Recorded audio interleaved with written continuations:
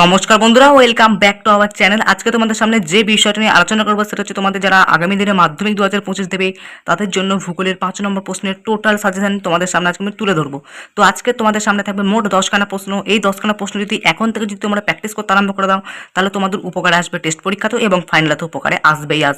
এই 10খানা প্রশ্ন যদি এখন থেকে যদি ভালো করে প্র্যাকটিস করো, খাতায় লেখো এবং ভালোভাবে যদি প্রিপারেশন যদি নিয়ে নাও তাহলে কিন্তু তোমাদেরকে আর টেনশনে থাকতে হবে না পরীক্ষার আগের কটা দিন।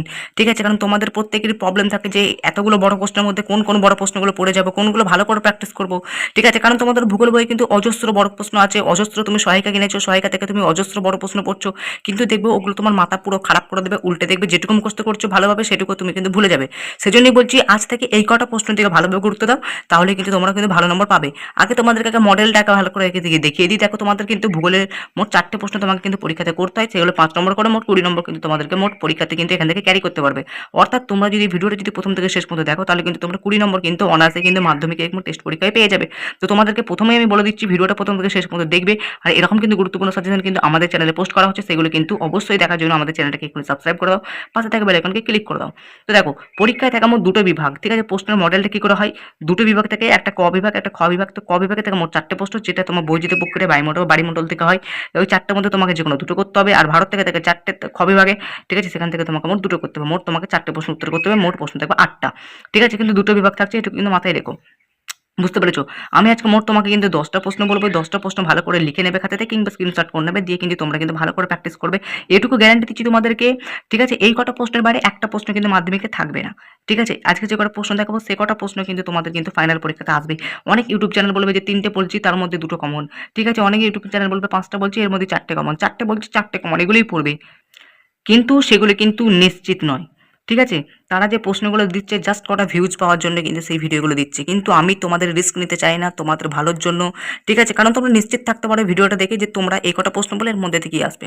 ফালতু 5-6টা প্রশ্ন দিয়ে আমি বলে দিলাম যে 4টে প্রশ্ন কমন, তারপরে কমন এলো না, সেটা তোমাদের ক্ষতি হবে। কিন্তু তার থেকে 3-4টে প্রশ্ন বেশি পড়ে আমার কমন পাওয়াটা অনেক ভালো।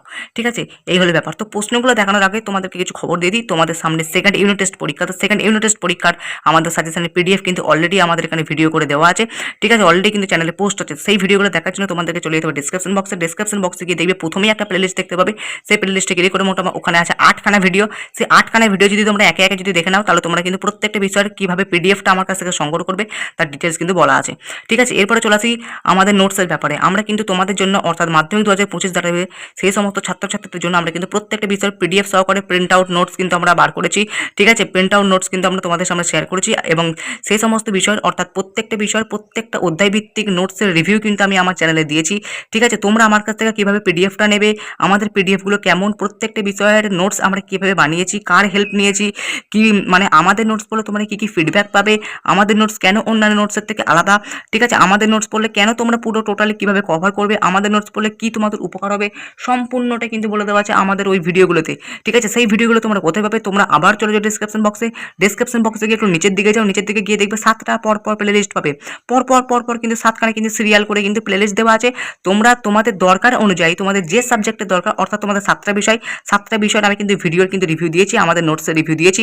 তো তোমরা যে বিষয় তোমাদের প্লে লিস্ট দরকার অর্থাৎ তোমরা যে বিষয় তোমরা নোটস আমার কাছ থেকে কিনতে চাও সেই বিষয়ে যদি তোমরা নোটসটা রিভিউ দেখতে চাও, কারণ অনেকে স্যাম্পেল দেখতে চাই, তো স্যাম্পেলটা তো আমাকে হোয়াটসঅ্যাপে দেখানো সম্ভব না, সেই জন্য কিন্তু আমি ভিডিওর মাধ্যমে কিন্তু স্যাম্পেল তোমাদের দেখিয়েছি, আমাদের নোটস কীভাবে বানানো সেটুকুও বলেছি, কীভাবে নোটসটা তোমাদের আমাকে জোগাড় করেছি, কীভাবে আমরা স্যারের কাছ থেকে সাহায্য নিয়েছি, কত টাকা কী খরচা, ঠিক আছে, কত তোমাদের পেমেন্ট করতে হবে, বিষয়ভিত্তিক কত টাকা পড়বে নোটস নিলে, কীভাবে তোমাকে পেমেন্ট করতে হবে, সব কিন্তু বলে দেওয়া আছে ভিডিওগুলোতে। তো ভিডিওগুলো দেখলে তোমরা কিন্তু পুরোপুরি কভার হয়ে যাবে তোমাদের। ঠিক আছে, যারা নোটস নেবে তারা তো ভিডিও দেখবি, কিন্তু যারা নোটস নেবে না তারা ভাবছে যে আমরা কেন ভিডিও দেখবো। আরে ভাই, তোমার হয়তো এখন না নোটস দরকার পড়তে পারে, কিন্তু ভবিষ্যতে যখন মাধ্যমিক আসবে কিংবা টেস্ট পরীক্ষা আসবে তোমাদের মনটা একটু হলেও যদি চায় যে না নোটসগুলো নিলে তোমাদের উপকার হবে, তাহলে কিন্তু তোমরা তখন নোটসটা নিতে পারো। তাই এখন ভিডিওগুলো দেখা থাকলে তোমাদের কিন্তু উপকার, ভবিষ্যতে কিন্তু নিতে তোমাদের সুবিধা হবে। ঠিক আছে, ভিডিওগুলো না দেখলে তো কিন্তু তোমরা কিছু বুঝতেই পারবে না যে কীভাবে তোমরা আমার কাছ থেকে নোটসটা সংগ্রহ করবে। তাই তোমাদেরকে রিকোয়েস্ট করবো যারা নোটস নিতে চাইছো অবশ্যই কিন্তু ভিডিওগুলো দেখেছো, ভিডিওগুলো পেয়ে যাবে তোমরা ডিসক্রিপশন বক্সে গিয়ে তোমরা সরাসরি সেই 7টা পরপর প্লেলিস্ট দেওয়া আছে। তোমাদের দরকার মতো নিজের যে ইচ্ছুকতম বিষয়ে তোমরা কি করবে, সেই প্লেলিস্টে ক্লিক করবে। প্লেলিস্টে থাকা সবকটা ভিডিও কিন্তু একে, একে দেখবে। ঠিক আছে? তারপরেই তোমরা ভিডিওগুলো দেখলে কিন্তু তোমরা সব কিন্তু বুঝে যাবে। ঠিক আছে? আমাদের নোটসটা কেমন, আমাদের নোটস বানাতে কত খরচা হয়েছে, আমাদের নোটস যদি তোমরা আমার কাছ থেকে কিনতে চাও তাহলে কত টাকা পেমেন্ট করতে হবে, কিভাবে পেমেন্ট করতে হবে, আমাদের নোটস পড়লে তোমাদের কি, কি উপকার হবে, আমাদের নোটস পড়লে কি আদৌ তোমাদেরকে বই সহকারে কিনতে হবে। সব ডিটেইলস কিন্তু ভিডিওতে কিন্তু বলা আছে। তো চলো সেই ভিডিওগুলো কিন্তু তোমরা দেখে নেবে যারা নোটস কিনতে চাইছো। তো চলো এবার মেন টপিক আসা যাক। ঠিক আছে?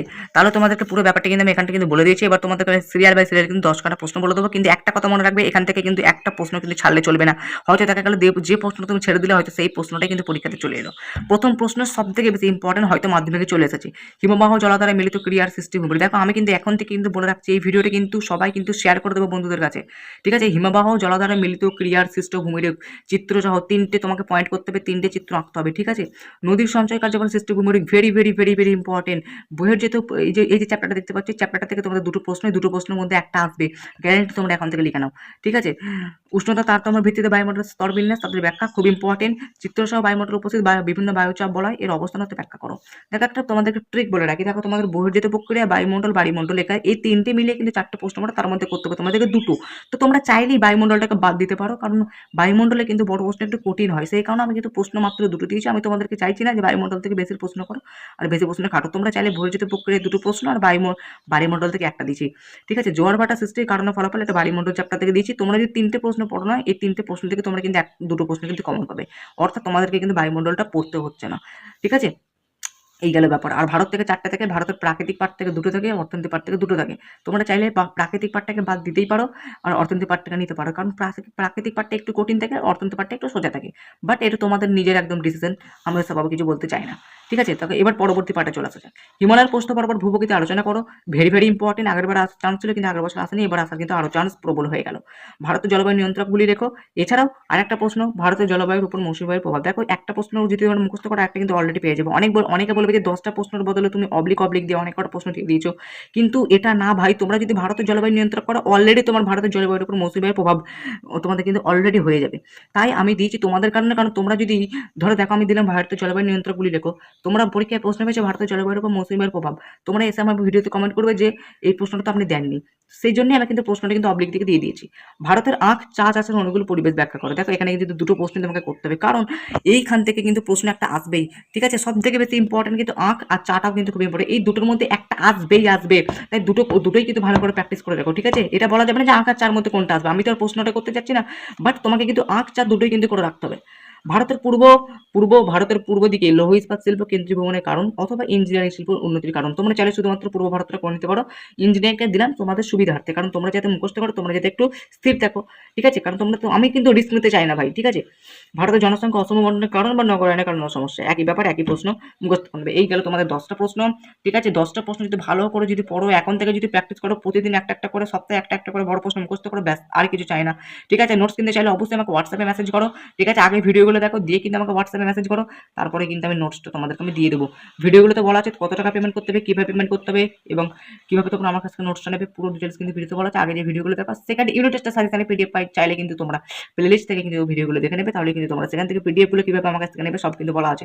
চলো আজকের মতো বন্ধু, আবার দেখাবো নেক্সট একটা পাওয়ারফুল ধামাকাতে ভিডিওর সাথে।